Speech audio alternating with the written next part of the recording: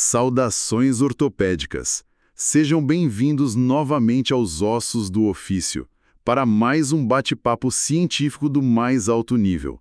Aqui estamos nós, seus colegas de plantão, sênior e júnior. Já vai deixando o seu like para que este conteúdo chegue a muito mais gente que usa todas as mídias para estudar e se aprofundar. Comente conosco alguma dúvida ou sugestão, garanto que os moderadores irão ler tudo. E não se esqueça de compartilhar com seus colegas para depois conversarem, debaterem e se aprofundarem no assunto estudado. Isto ajuda a fixar o assunto em estudo. Esta nossa conversa é um estímulo passivo para você se acostumar com o tema, despertar a curiosidade e verificando quais são as suas dificuldades a vencer. Depois vem o estudo ativo com os pacientes, estudo de casos e aprofundamento no livro-texto. Ouça quantas vezes for necessário, até consolidar na memória, até ter a certeza de que entendeu e de que reteve o suficiente para ensinar a um interno. Ouçam também os áudios da playlist no trânsito, no Uber, na academia, no plantão, no refeitório ou antes de dormir. Agora vamos direto ao que interessa. Larga o Instagram, deixa o TikTok, ajusta o fone de ouvido e sem mais nenhuma distração, vamos diretamente para o nosso tema de hoje, que será tumores cartilaginosos benignos, condroblastoma. Então foco na atenção, senta, que lá vem história. Bom, vamos imaginar aquele cenário clássico de pronto-socorro. Chega um paciente lá pelos seus 14 anos com dor no joelho. E aí vem aquela ressonância magnética que assusta qualquer um no primeiro olhar, né? Exato. A gente abre a imagem e tem uma área de vazio de sinal, tipo um hipossinal escuro agressivo no T2 e ao redor uma verdadeira cortina de fumaça de edema medular. É isso que faz a gente, no desespero do plantão, pensar logo numa osteomielite fulminante, sabe? Ou até num sarcoma de alto grau. Né? Mas aí, respirando fundo e olhando a radiografia simples com calma, a gente nota uma lesão lítica com aquela borda esclerática fininha. Ou seja, condroblastoma puro. Com certeza. Um tumor que representa menos de 1% dos tumores ósseos primários, mas o estrago que ele faz no diagnóstico diferencial e na articulação do paciente é monumental. É uma baita armadilha. E a nossa missão hoje é justamente afastar essa neblina toda. Fazer uma varredura meticulosa na literatura de 2019 a 2026. Perfeito. A ideia é armar nós, ortopedistas, com os dados mais recentes de biologia molecular, diagnóstico por imagem e aquelas táticas cirúrgicas avançadas para dominar o assunto, tanto na prática clínica quanto na prova do TELT. Então, bora começar do básico que não pode faltar, a epidemiologia. Porque ela praticamente sela metade do diagnóstico, sabe? O perfil típico é muito nítido. Pacientes na segunda década de vida, entre 10 e 20 anos. Isso. Ostentando uma fise de crescimento ali, abertona. E tem uma predileção marcante pelo sexo masculino, tipo uma taxa de 2:1. E sobre a topografia, é uma lesão classicamente epifisária ou apofisária. Em prova de título, o fêmur proximal, especialmente o trocânter maior, é o alvo favorito dos examinadores. Sim, seguido ali de fêmur distal, tíbia proximal e húmero proximal. Mas olha, eu trago um alerta da literatura recente. Os ossos do tarso, notadamente o talos e o calcâneo. Nossa, verdade. Eles não são só sítios anatômicos curiosos, eles viraram o grande pesadelo da recidiva local. E por que essa lesão é tão agressiva localmente nesses ossos? Para entender isso, a gente precisa mergulhar na biologia molecular, que é a chave de ouro desse tumor. Exatamente. O grande salto que a literatura deu, inclusive consolidado pela OMS, foi identificar a mutação no gene H3F3B. Mais de 95% dos casos de condroblastoma têm a substituição K36M. Ah, K36M, na proteína mutante, certo. Ela inibe as metiltransferases, bloqueando em cascata a diferenciação condrogênica. É bem por aí. Sem essa metilação, a célula fica completamente travada. Tipo um bug de software no condroblasto, né? A célula da placa de crescimento tenta amadurecer, mas a mutação congela o sistema num estado proliferativo imaturo contínuo. Adoro essa analogia. E é essa imaturidade persistente que gera um problemão no laudo patológico, sabe? A confusão com um tumor de células gigantes. Sim, o patologista vê aquele mar de células gigantes reacionais no microscópio e o diagnóstico pode sair completamente enviesado. Como é que a gente diferencia isso de vez na prática? É aí que entra a imunohistoquímica cirúrgica, que virou mandatória. No tumor de células gigantes, o TCG, a mutação é a H3G34W. Ah, claro. Já o condroblastoma brilha no marcador H3K36M positivo. E exigir essa diferenciação no laudo dita todo o prognóstico, cai direto no exame de título. Com certeza, porque um TCG na epífise, num osso maduro, é muito mais destrutivo e exige margens agressivas. Já o condroblastoma, no esqueleto imaturo, permite um foco maior na preservação da fise. Exato. E entendendo essa falha molecular ali na epífise, o quadro clínico do paciente passa a fazer total sentido biomecânico. Faz mesmo. Aquela massa imatura causa uma dor articular insidiosa que se arrasta por 6, 18 meses.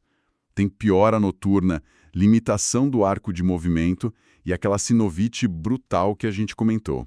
Um derrame articular tão reacional, tão intenso, que não raro o ortopedista trata inicialmente como uma artrite séptica infantil. Uhum. E quando a gente finalmente manda o fragmento para a biópsia, tem uma tríade patológica que é figurinha carimbada no TEOT. Os condroblastos com núcleos fendidos, o famoso aspecto em grão de café. Isso. Mas a matriz condroide eosinofílica rosa... E, claro, a patognomônica calcificação pericelular, aquela em tela de galinheiro ou chicken wire. Perfeito. Essa calcificação pericelular fininha é o que dita a imagem no raio-x, né? A gente nota uma lesão osteolítica excêntrica, bem definida. Sim, com a orla esclerótica, que é basicamente o osso hospedeiro tentando conter a lesão de crescimento lento, e tem aquelas calcificações tipo fluffy ou smudge em algodão, presentes em mais da metade dos casos no raio-x simples. Mas aí a gente esbarra na grande pegadinha da ressonância magnética.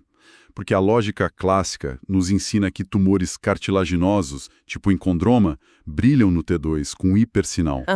Pela riqueza de água e matriz hialina. Pois é. Só que o condroblastoma em hipossinal no T2, cercado por aquele oceano de edema de partes moles desproporcional. Como é que a gente não vai diagnosticar erroneamente uma osteomielite epifisária com uma imagem dessas? O edema gigante engana muito. Mas a gente tem que lembrar que o hipossinal no T2 ocorre justamente por causa da altíssima celularidade e dessa compactação da calcificação em tela de galinheiro. Ah, entendi.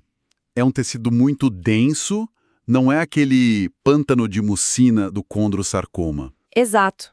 Cai o sinal da ressonância.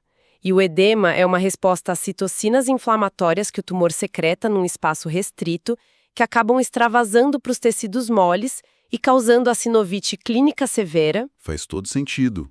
A orla esclerótica no raio-x acaba sendo nossa âncora para manter o raciocínio numa patologia benigna. Exatamente. O raio-x simples salva vidas aí. Beleza. Com o diagnóstico cravado, a gente vai para a conduta. E tratamento conservador para alívio de sintomas praticamente não existe para condroblastoma, certo? Não existe mesmo. Não previne colapso.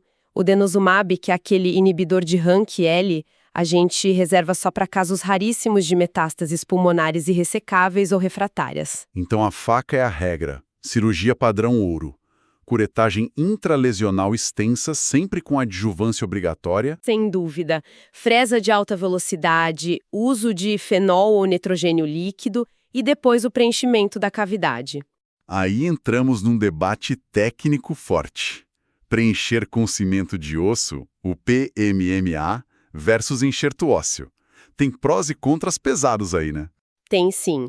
O PMMA é fantástico porque dá suporte de carga imediato, tem aquele efeito térmico da polimerização que serve de adjuvante extra para queimar o restinho de tumor e facilita absurdamente o segmento.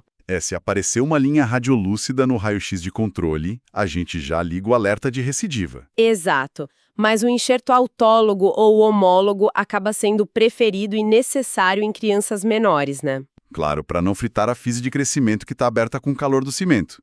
A gente precisa proteger a cartilagem de crescimento. Perfeito. E falando em proteção e detalhes técnicos, quando a lesão está no fêmur proximal, o jogo mudou bastante.